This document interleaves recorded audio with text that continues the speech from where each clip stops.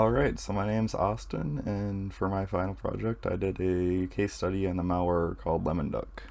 So, what is LemonDuck? Well, it's a PowerShell based malware that mainly targets Windows 7. It spreads itself to other machines in the network. It uses some fileless techniques, and it utilizes some open source tools as well. Um, what about the name? Well, LemonDuck is just kind of a funny name of a variable used in one of the scripts, and it just kind of caught on as the common name. Who does it affect? The initial campaign was more generalized, so it was found in enterprise networks more than consumer networks, but it was more generalized, and the main campaign was discovered around September and October 2019. There was a spike in infections around then. Then, after that, there was a second campaign, more towards the late October 2019 period. It started in Latin America, but then it spread everywhere else, and it peaked around December 2019. This one was more focused. It was mainly found in manufacturing sites, and a lot of IoT devices were hit. So the devices that were affected ranged from a lot of different things. For one, they could be smart printers, smart TVs, or even AGV was something that TrapX Labs reported that got infected. And basically, what an AGV is it stands for an autonomous guided vehicle. So this is like an automated vehicle that will go around the manufacturing plant and I guess deliver different things to different places. But what ended up happening was that the vehicle actually would malfunction due to the malware and actively endangered employee safety because it caused it to get some incorrect commands and it went off the track. So obviously that's not good. Um, the common thing between all these devices is that they were all running Windows 7 under the hood. This is because Windows 7 Defender doesn't actually detect LemonDuck, and Windows 10 Defender does. And also, later in the kill chain for LemonDuck, um, if the initial attempts don't work to spread itself to other devices on the network, it will actually start trying to use Eternal Blue. So unpatched Windows 7 devices are obviously susceptible to that as well. So how can it affect devices? Well, it's self-propagating, so once you're compromised by LemonDuck, it can spread itself to other machines on the network, and it actually does so pretty quickly. Um, One thing I'm realizing that I left out of the slides is that the initial infection usually occurs via spam or phishing, just like a lot of other malware. Um, so it'll be a double click action from a user or something like that. Um, but actually, oh, I'll get into that later. Hey, Austin here. I'm just cutting in for a second. I actually didn't end up getting back around to this. What I was gonna say is that actually about 80% of infections of LemonDuck have been found to come from supply chain infections, which are basically the product, the device gets shipped to the company using them, and it's already infected. So a lot of the times what happens is that as soon as you get the device out of the box, it's already been compromised, and then you connect it to your network, and you just have even more problems. So that's just something to consider. I don't think that might be as considered as much as other infection methods, but it's actually really common. But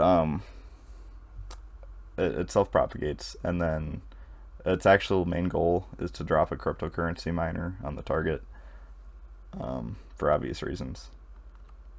And these functions of the malware can actually cause devices to malfunction.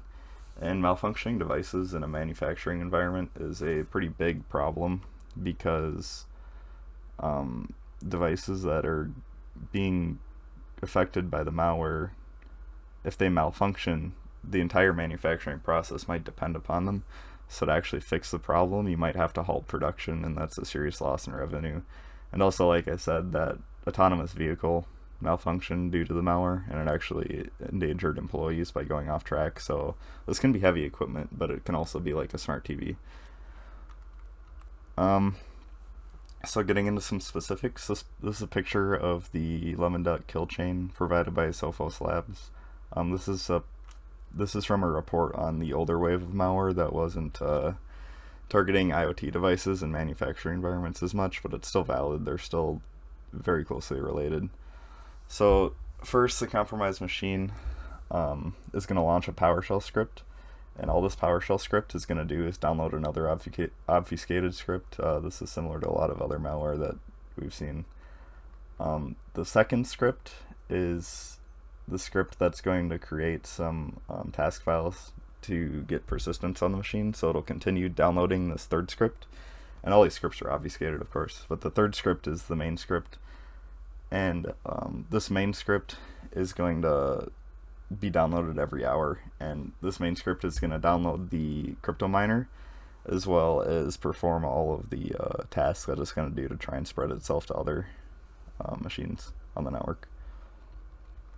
So to propagate itself, Lemon Duck is going to attempt to brute force some various services. So SMB protocol is going to be brute forced, the MS SQL service. If those fail, it'll try and brute force the NTLM hashes. So all of these provide methods for it to spread itself to other devices. One thing to note is that the dictionary used in the brute force attack is actually quite small, and it actually contains a subset of its dictionary is the Mirai dictionary, which was just a collection of really, really weak passwords and users and default credentials. But despite the list of usernames and passwords actually being rather small, the one that I found on Sophos Labs is only about 120 usernames and passwords. Despite it being that small, it's actually quite successful a lot of the time. And another interesting thing to note is the method it used to get the NTLM hashes is actually Mimikatz, which is an open source software. If that fails, it uses the Pingcastle tool, which is a vulnerability scanner on the local network for Eternal Blue. And then if it detects Eternal Blue, obviously it's just going to compromise the machine using that. It's pretty easy.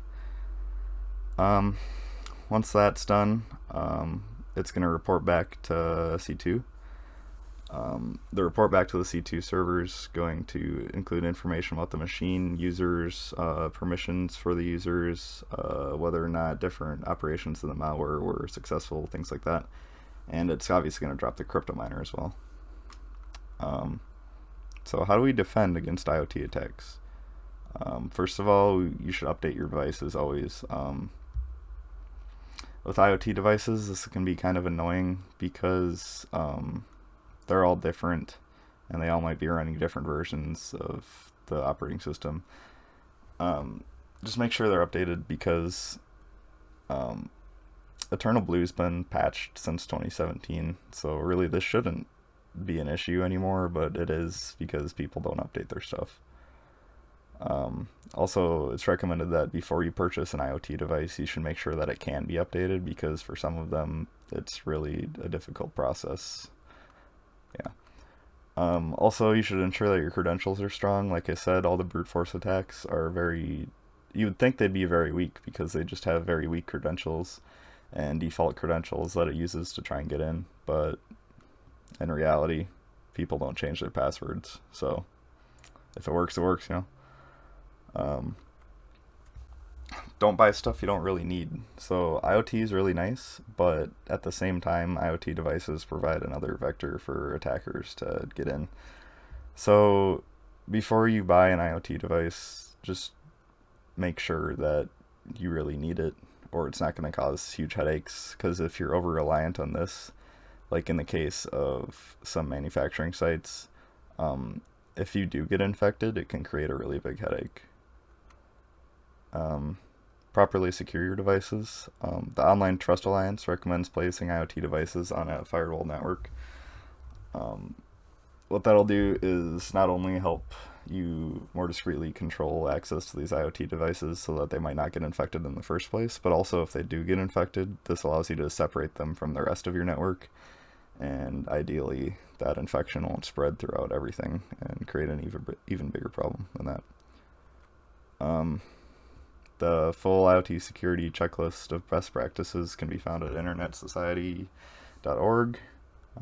Just a bunch of good guidelines to follow so you're more safe. Um, in conclusion, IoT devices can be very nice and provide unique solutions to problems. They also have the potential to create a lot of security holes as well.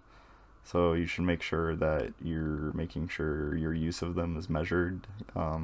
It's appropriate. You're not over relying on them. And if you do use them, you should follow best practices.